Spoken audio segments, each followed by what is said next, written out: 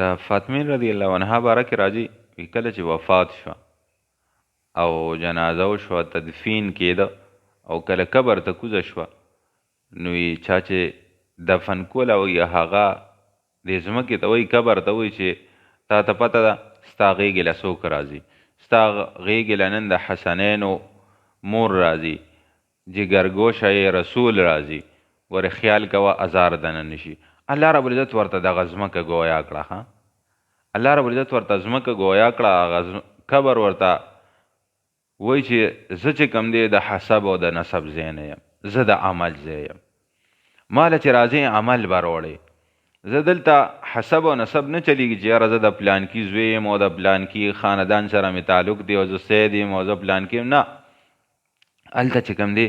ما او تاسو سره صرف زما او ستاسو عمل ځي ما او تاسو له پکار دی چې په دې دنیا کې داسې وخت تیر کړو که نه چې په هغې باندې زما او ستاسو د آخرت نجات منحصر وي او ما او تاسو په هغې باندې خپل په آخرت کې نجات حاصل کو که داسې نه وي نو هلته حسب او نسب نه راځي ځکه په کار هلته ځکه نه راځي چې نبي علیه صلات وسلام څه فرمایي چې فاطمه رضی الله عنها چې کوم دی دا د جنت د ښځو سرداره ده او د هغې